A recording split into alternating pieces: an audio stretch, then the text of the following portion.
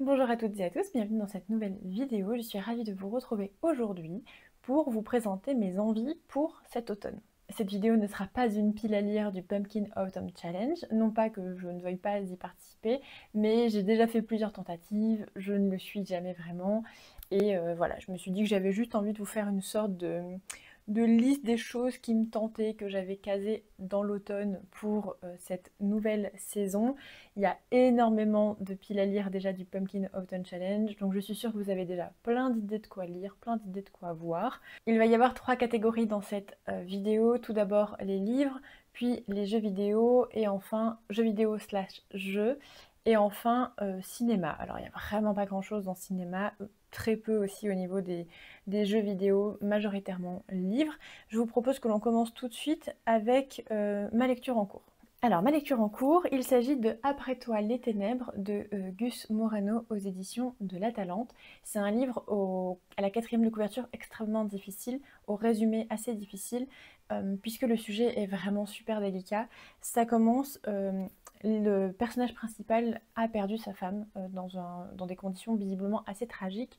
Ils ont tous les deux l'air d'avoir une trentaine d'années environ, et donc on sent que c'est extrêmement difficile, enfin je n'ai même pas les mots, mais c'est une épreuve insurmontable pour lui, et très rapidement va s'instaurer dans le livre un climat de tension et notamment d'épouvante. Alors j'ai été surprise à le ressentir aussitôt. Pour vous donner une idée, le livre fait 215 pages et dès les 30 premières pages, il y a des choses que je trouve déjà super flippantes. Notamment, le couple achète un appartement et installe une enceinte de type Alexa, ce genre de choses.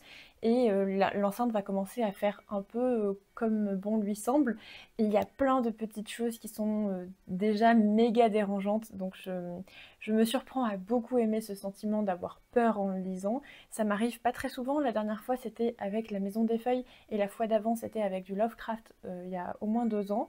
Et donc là, de ressentir ça, je trouve ça assez drôle. C'est pas un sentiment que j'aime aller forcément rechercher. Je regarde pas de films d'horreur.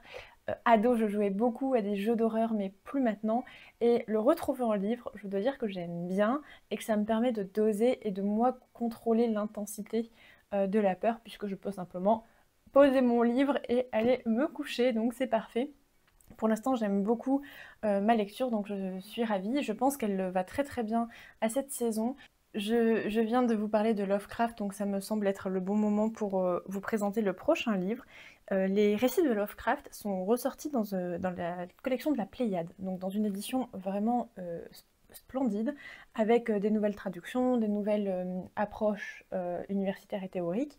Et je dois dire que je suis assez curieuse de voir ce qu'il en est. Et en fait, mon amoureux aime vraiment bien les textes de Lovecraft, il essaye de les lire tous. Et donc, je lui avais offert pour son anniversaire, il me semble. Il y a énormément d'histoires dans cette collection, donc je vous montre. Je ne sais pas si vous voyez bien, mais tous les titres qui sont ici sont des œuvres qui sont dans cette anthologie, toujours dans les livres que je pique à mon compagnon, un Terry Pratchett, puisque c'est lui qui fait sa petite collection de Terry Pratchett et qui les lit. D'ailleurs, celui-ci, il est déjà lu, on voit plein de petites marques, voilà, il corne les pages lui aussi. Ici, c'est 3 sorcières, c'est le tome que je dois lire pour le tome suivant, puisque j'ai terminé Sorcellerie il n'y a pas très longtemps.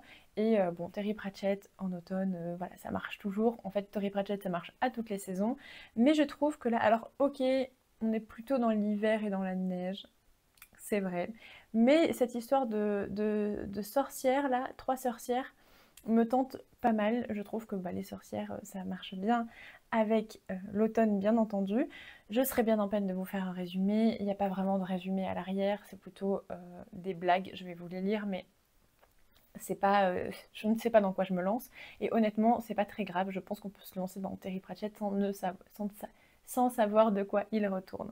Le vent, l'orage et les éclairs. Au cœur des éléments déchaînés luisait un feu, telle la folie dans l'œil d'une fouine. Il éclairait 3 silhouettes voûtées, tandis que bouillonnait le chaudron, une voix effrayante criailla. Quand nous revoyons-nous toutes les 3 ? Une autre répondit. Bah moi je peux mardi prochain. Rois, nains, bandits, démons, héritiers du trône, bouffons, trolls, usurpateurs, fantômes, tous sont au rendez-vous. Shakespeare n'en aurait pas rêvé autant. Ou peut-être que si. Je ne sais plus quel tome c'est le 6e tome. Voilà, j'avance tranquillement dans ma découverte. Les 2 romans suivants, je vais passer très rapidement dessus puisque je les ai présentés dans ma précédente vidéo qui était un book haul update lecture avec ma frénésie de lecture.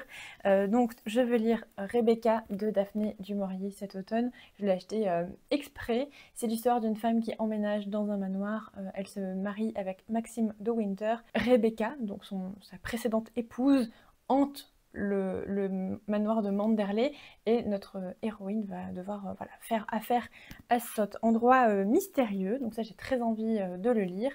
Et l'autre livre, pareil, je l'avais déjà présenté, donc je ne vais pas rester 20 minutes dessus. Titus d'enfer de Mervyn Peake, le premier tome du cycle de Gormenghast aux éditions Christian Bourgois, éditeur. C'est 3 tomes publiés, mais c'est une saga qui n'est pas finie, puisque l'auteur est décédé entre-temps. Mais je pense que ça peut quand même tout à fait se lire, malgré le fait qu'il n'ait pas de...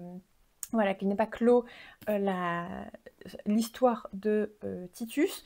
Ici, on va être dans un château aux proportions extraordinaires, labyrinthique, où le calme va être rompu après la naissance de Titus, le nouvel héritier, et tout va se mettre un peu voilà, dans le désordre. Je suis très curieuse de le lire, j'ai lu les premières pages, ça me plaît déjà beaucoup. Il faut savoir que j'ai une passion pour un auteur-illustrateur qui s'appelle Edward Gorey, que j'aime vraiment beaucoup, et pour lequel j'achète un nouveau livre tous les ans, notamment au Salon du Livre de Montreuil, alors que c'est pas spécialement jeunesse, mais disons que la maison d'édition du Tripode est tout le temps au salon, et donc j'en profite pour prendre un nouveau livre de l'auteur à chaque fois. Donc je commence à avoir ma petite collection de Edward Gorey.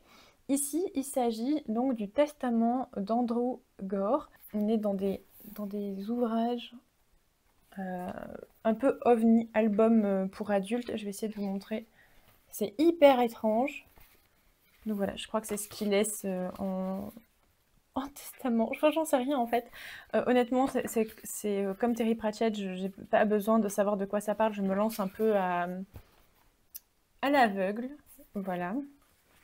C'est un ton très particulier. Je l'avais découvert notamment avec un livre qui s'appelle Les enfants maudits, je crois, qui est un abécédaire, donc avec chaque fois une lettre, un enfant et une manière étrange ou atroce de mourir, genre Agathe mangée par un ours. Voilà, je dis des bêtises, mais il y a un enfant qui se fait dévorer par un ours notamment. Voilà, c'est très très étrange et je pense que ça c'est vraiment chouette. Moi j'aime beaucoup, c'est une vibe qui plaira pas forcément à tout le monde, mais je trouve ça tellement bizarre et assez étrange que voilà, j'aime vraiment bien. Le dernier graphique que j'aimerais beaucoup lire, ici on est plus dans de la science-fiction, ou en tout cas, oui, je pense que c'est science-fiction rétro-futuriste. On est sur The Electric State de Simon Stalenhag, ici dans une très belle traduction de chez Achilleos, traduction et édition bien entendu, et on est dans de l'étrange, on est dans du particulier, dans du peut-être malaisant, je sais pas trop jusqu'où ça peut aller. Je vais essayer de vous montrer des images, genre, ça c'est l'image de la couverture US notamment. Voilà, on a un robot géant juste ici. C'est l'histoire d'une ado, une ado dans les années 90-97, j'avais 1 an, qui fugue avec son robot à travers les États-Unis et elle va faire tout un road trip à travers le pays. Voilà, je vais vous montrer. C'est sublime, hein, vraiment sublimissime. On est dans un mélange entre de l'artbook, c'est un artbook narratif en fait. Vraiment, il y a les images. Oh, ça c'est très étrange, j'aime bien. Je vous montre. On est sur un artbook narratif, donc il se passe une histoire. Il y a une cohérence en tout cas. Et voilà, on découvre en même temps ces œuvres d'art en fait. Parce que vraiment, moi, Simon Stalenhag, je suis archi fan de ce qu'il fait. Il y a une vibe Stranger Things, si vous aimez Stranger Things. En tout cas, je trouve que ça s'y prête à merveille. Et je suis très contente de le lire cet automne. Vraiment, c'est impératif. Je l'ai depuis trop longtemps dans ma pile à lire, alors que j'étais méga heureuse de me le prendre. Donc voilà, j'ai hâte de lire la suite. Je dis lire la suite parce qu'en fait, ça s'inscrit dans toute une collection qui s'appelle Tales from the Loop. J'ai le premier tome à la maison. Ensuite, il y a Things from the Flood, The Electric State et The Labyrinth. Le labyrinthe, en gros. Et voilà, j'ai le tome 1 et 3, mais il n'y a pas d'ordre. Je crois que les 2 premiers se suivent, mais sinon, il n'y a pas de prérequis pour lire celui-ci. Je vous parlais tout à l'heure de Lovecraft. Laissez-moi vous présenter un des derniers jeux de société que j'ai acheté. Le dernier jeu de société que j'ai acheté, je pense. Il s'agit de Horreur à Arkham. Ça fait longtemps que je vous ai pas parlé de jeux de société, et donc je vous présente celui-ci. Donc, Horreur à Arkham se passe dans l'univers de Lovecraft, et alors c'est un jeu de société évolutif. Ils ont sorti plein de campagnes, et c'est deck building, c'est-à-dire que vous allez avoir votre personnage qui va pouvoir évoluer au fur et à mesure de l'histoire. On va avoir des carnets d'enquête, des carnets de campagne avec voilà, toute une narration et des choses étranges qui vont se passer. Il y a plein de livres. Je vais essayer de vous montrer quelques cartes. Voilà, ici par exemple on peut jouer Roland Banks, qui est l'agent fédéral, donc voilà, le flic par excellence. Ici, on a Agnès Baker, qui est la serveuse, qui fait très serveuse de diner. Et donc, on a en haut des points de vie, des points de santé mentale, des points de force, etc. On a tout un lore à l'arrière pour nous raconter leur histoire. Et on va avoir des lieux, etc. à aller explorer. Donc par exemple le centre-ville, l'université de Miskatonic, l'hôpital Sainte-Marie, etc., etc. Et il y a quand même un jeu de prise de décision, de savoir ce qu'il faut faire, et de hasard notamment, puisqu'on a un petit pochon comme ceci dans lequel on pioche des pions. Honnêtement, c'est pas évident de vous faire le résumé des règles, etc. Mais l'ambiance est vraiment très très chouette. On a fait 2 parties. La première, on l'a réussi in extremis en fuyant, voilà, tout simplement. Et la deuxième, on n'a pas réussi, on est mort, voilà. Et donc le but, c'est d'aller au bout des 3 campagnes. On peut le faire avec les différents personnages, donc il y a quand même une certaine rejouabilité. Et surtout, ensuite, on peut aller avancer dans les autres campagnes qui ont été publiées par l'éditeur de jeu. Donc voilà, si vous aimez Lovecraft, je voulais vous présenter le jeu, puisque ça, je pense que ça va un peu rythmer mon automne. Côté cinéma, il n'y a pas grand chose. J'ai noté un film et une série que j'aimerais beaucoup voir. Au niveau des films, c'est pas super original, hein. Au niveau des films, j'aimerais bien voir le Dracula de Francis Ford Coppola, tout simplement parce que je me rappelle l'avoir étudié en cours, et je serais juste très curieuse de voir un petit peu l'influence qu'il a pu avoir sur la pop culture. C'est drôle parce que j'ai vraiment des périodes comme ça où je vais piocher certaines références pour mieux comprendre ce qui m'entoure. Ça m'a fait ça par exemple il y a quelques années avec la lecture de Berserk, du manga Berserk. Là cette année j'ai joué à Castlevania Symphony of the Night, qui est un grand jalon posé dans l'histoire du jeu vidéo. Et je pense que le Dracula de Francis Ford Coppola fait partie un petit peu de ces moments clés. La série que j'aimerais vraiment surtout voir pendant cette période-là, c'est Twin Peaks. Ça fait des années et des années que j'ai envie de la voir. J'adore le générique, j'adore l'ambiance. Je pense que ça pourrait beaucoup me plaire. Côté ancien me dérange pas tant parce que j'ai déjà vu des films ou voilà, des choses plus vieilles. Donc c'est pas tant la période où c'est paru qui me fait peur, c'est un peu la longueur voilà, que je ne sais pas comment je vais aborder ça, parce que je suis pas une grande amatrice de séries télé. Je regarde pas énormément, je ne binge-watch pas. Donc il faut que je vois comment ça va se passer. J'espère ne pas décrocher, j'espère vraiment être happée par l'histoire. Et là c'est pareil, Twin Peaks, je pense que c'est un méga jalon dans les références culturelles, et qu'il y a plein de choses aujourd'hui dans les jeux, dans les livres, dans le cinéma, qui font référence à Twin Peaks. Il y a le jeu vidéo Life is Strange que j'ai fait il y a plusieurs années déjà, qui a plein de références à cette série. Donc voilà, je me fais une joie de la découvrir. Et c'est tout au niveau cinéma. Et je termine maintenant avec les jeux vidéo. J'en ai pas noté beaucoup. En fait, je vais faire plein de jeux vidéo cet automne. Je vais faire Silksong, bien entendu, que j'ai déjà commencé à publier sur la chaîne. Je vais aussi faire comment ça s'appelle, Subnautica. Il y a plein de jeux que j'ai envie de faire, mais il y en a vraiment 2 qui sont dans le thème de l'automne, et un que je me réservais tout particulièrement pour cette période. Le premier, c'est Dredge, qui est pareil, fait plein de références à Lovecraft. On est dans un port de pêche d'une petite bourgade, et on est un pêcheur, et on va partir sur l'eau pour récolter, j'imagine, des poissons, aller pêcher, tout ça, tout ça. Je ne connais rien du jeu, ni du gameplay. Je sais juste que l'ambiance a l'air si particulière, le ciel est toujours gris, l'eau a l'air agitée, il y a l'air d'avoir des monstres marins en dessous de notre bateau, et ça me plaît bien. Je sais pas trop, mais je suis très curieuse de voir ça. Et donc, il me semble qu'il y a des références aussi à Lovecraft dans le jeu. Et le deuxième jeu que j'aimerais beaucoup faire, c'est le troisième opus de Little Nightmares qui sort en octobre. Qui pour le coup, celui-ci est multijoueur, coop, donc je vais sûrement le faire avec mon amoureux en live sur Twitch. Lui n'a fait aucun jeu de la licence, moi j'ai fait déjà les 2 premiers que j'ai adoré, vraiment les Little Nightmares, j'adore vraiment les jeux, je vous les conseille. Celui-ci, j'ai des petites réserves parce que je trouve qu'il est particulièrement cher. Il est quasiment à 40 €, mais on a besoin que d'une copie pour jouer avec un ami ou un proche, quoi. Donc on n'a pas besoin d'acheter 2 fois le jeu, mais je trouve que 40 €, quand on voit que Silksong est sorti à 19,50 €, il y a un gap quand même entre les deux prix. Donc je vais attendre de voir les retours, voir si le multijoueur est bien, si c'est intéressant. Et alors je me le prendrai et je le ferai aussi en live. Ce sont 2 jeux que j'ai très envie de faire en live de toute façon. Si jamais vous avez envie de venir sur Twitch quand je fais ces jeux vidéo, ça se passe généralement le jeudi soir et le dimanche soir. Je vous mets le lien de la chaîne en barre d'infos. Vous êtes les bienvenus si vous voulez participer. Et j'essaye désormais dans la mesure du possible de mettre les différentes rediffusions sur ma chaîne YouTube.